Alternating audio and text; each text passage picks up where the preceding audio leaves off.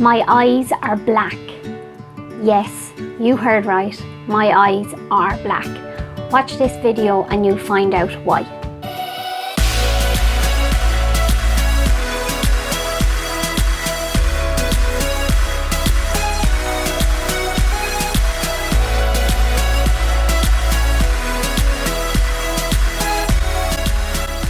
Welcome back to my channel, guys. Thanks for tuning in again. Today I'm going to talk about my eyes being black. I suppose for any of you who've looked at any of my videos so far, you'll notice that my eyes look quite small and they look as if they're squinting. That's because they are small and that's because they are squinting. So why is that? Well, it's because I suffer from 4 eye conditions: Aniridia, Glaucoma, Nystagmus and Glaucoma. And in this video I particularly want to talk about Aniridia and Nystagmus. Before I start talking about Aniridia, let me just say that when I first started thinking about recording videos for YouTube, I was concerned because Aniridia is very much about light and being sensitive to light. And when you're trying to make YouTube videos, it's all about the lighting. It's all about good quality lighting and maybe even having bright lights shining in your face. And for me, that's not great, having bright lights shining in my face. So I had to make a decision, right? Do I record in a dark setting? Do I record with my sunglasses on? Do I record and just have a lot of bright light in my eyes and have painful eyes then for the rest of the day? So those type of decisions were on my mind a lot before I started deciding to make YouTube videos. I've tried to strike the balance a bit by having the light not too bright while I'm recording, and I've also decided that if while I'm recording the light gets too much for my eyes, then I stop recording and then I go back a different day and I start recording again. Now obviously that's not extremely productive, because if you sit down to record, you want to get your recording done all in the one day. But for me, I just have to do what best suits me in terms of my eyes and my Aniridia. And these are the kind of factors that people don't get to see. They don't get to see me sitting down to do a recording and then looking at the light and my eyes getting extremely sore and me having to stop the recording. So I just wanted to kind of say that at the beginning to just show a small bit how Aniridia impacts my eyes. These are some of the realities that you don't see in my videos. So what is Aniridia? Aniridia is no iris. So that's the coloured part of your eye. So you take light through your pupil, and your pupil is defined by the coloured part of your eye, whether your eye is blue, brown or green. If you don't have the coloured part of your eye, then your eye will end up like mine, black. My eyes are black. Let's have a look at a video of my eyes. You might see my eyes moving. I can't see if you see that or not.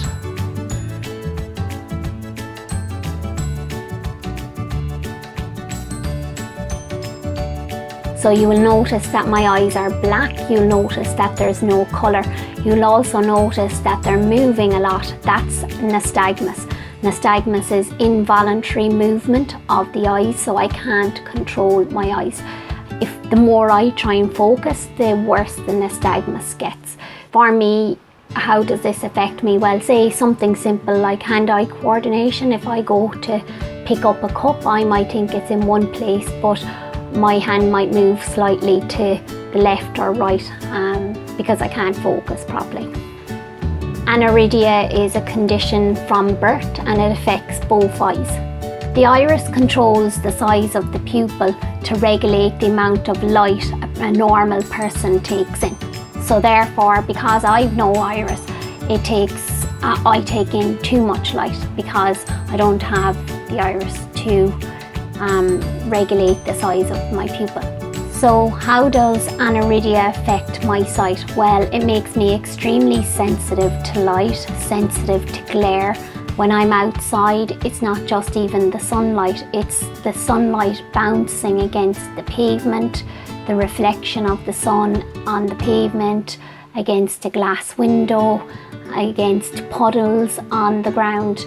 So it's how the sun bounces against different surfaces on the ground and outdoors. So when it's been raining and any reflection on the ground after it's been raining of the sun shining in puddles, that can be difficult. Also, when I was a small child, anybody taking, and even now as an adult, anybody taking photographs of me, that can be quite difficult because the flash really hurts my eyes. Another way Aniridia affects me is I can get headaches depending on the amount of glare. That can be quite difficult. A white glary sky can sometimes be more difficult for me than the sun shining in a blue sky, and depending on how bad the glary sky is, that can make my eyes water. When I went to Antarctica running the 7 marathons, 7 continents in 7 days, I was extremely worried about being in Antarctica and how the snow reflecting against the sky would affect my eyes. Let's have a look at me out in Antarctica. Stop moving. Stop moving. See, go on, try and talk.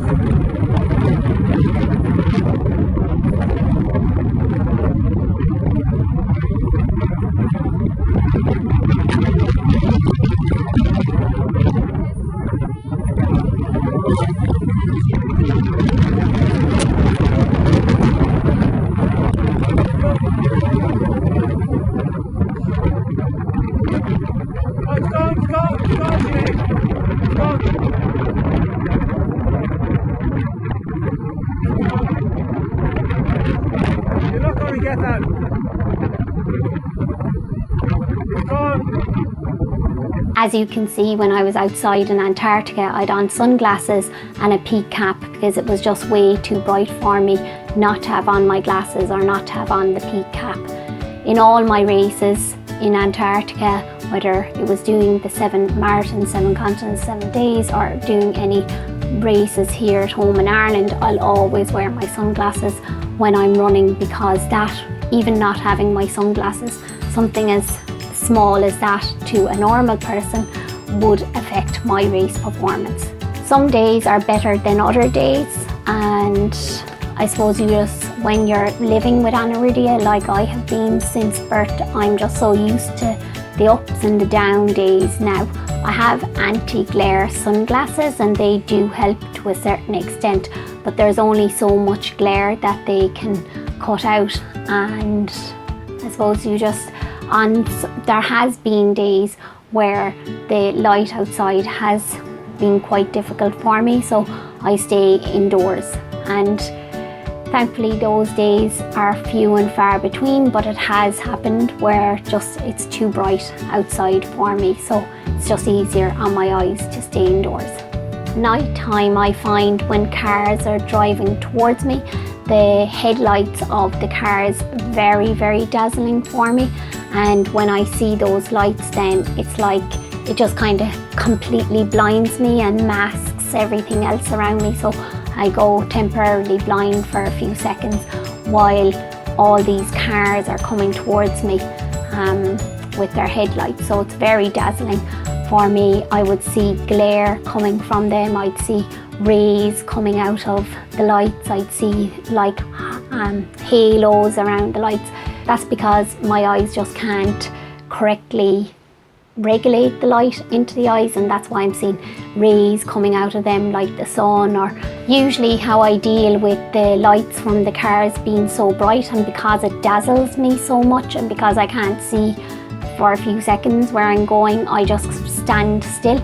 Now that's, say, if I'm on a dark road and it's just the car coming towards me. If I'm walking up a street and there's a lot of street lights around to neutralise out the difference between the car light and the street lights, then that helps because it's not as blinding then against my eyes, because there's other lights around that is neutralising the light of the car. In the daytime, going from the brightness outside inside can be quite difficult because it takes my eyes time to adjust. So going from outside, which is quite bright, to inside, which can just have the artificial light, can be quite difficult on my eyes. My eyes again will go temporarily blind for a few seconds. I can't see where I'm going until my eyes adjusts. So I would just stand still and just try and be rubbing at my eyes, or just give it time for them to adjust. A lot of people think about blindness as in darkness, but a lot of the problem with an aniridia is just too much light into the eye. So I think it's important for people to be educated that blindness isn't all about darkness. I always carry an extra pair of sunglasses in my handbag because I'm always worried that if my pair breaks or if I lose a pair, then being outside and not having access to a pair of sunglasses, that for me is just nearly terrifying. So that's why I do always have a spare pair of sunglasses in my handbag. Computer screens can be quite difficult as well because of the glare that comes against the screen. Sometimes when I'm working on the computer I can get tired easily, so therefore I try and spread out the amount of time I work on the computer rather than sitting at the computer for long periods of time. I try and get up after a certain amount, maybe 20 minutes or 25 minutes, depending on how bad the glare against the screen is, just to rest my eyes, or I might even just stay at the computer and keep my eyes closed for a few seconds, and that helps them. If on a situation where my eyes get really tired or really sore, I'd put a damp cloth against them, and that would help them as well with the pain and the discomfort. So with aniridia you can develop other conditions such as nystagmus, cataracts, glaucoma, cornea problems. For me, I have nystagmus and glaucoma. Thankfully, I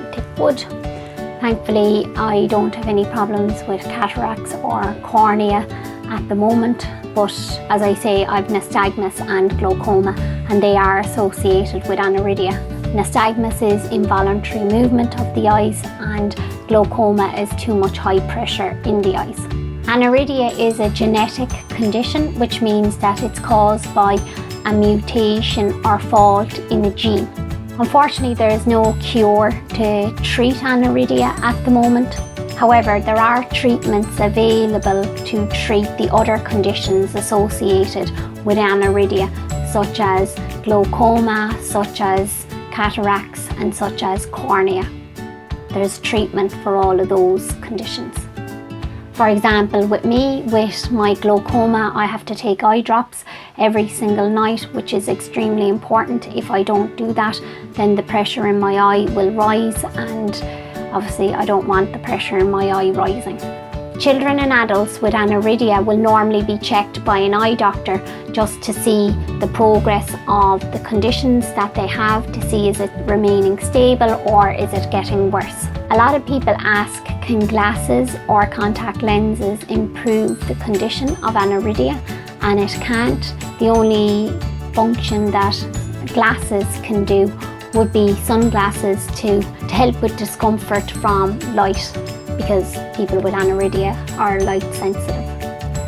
Aniridia and nystagmus can be frustrating sometimes, but I've had them since birth, so I've well adapted to them now, and I've made the best that I can with them, and it hasn't stopped me having a happy and successful life.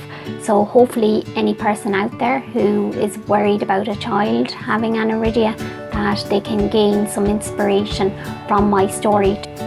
If you've liked this video, give it a like. Feel free to comment below if you have any questions about aniridia or nystagmus or vision impairment or just anything. Feel free to comment below, and don't forget to subscribe to my channel. Until next time guys, stay well, stay safe, take care everybody, bye.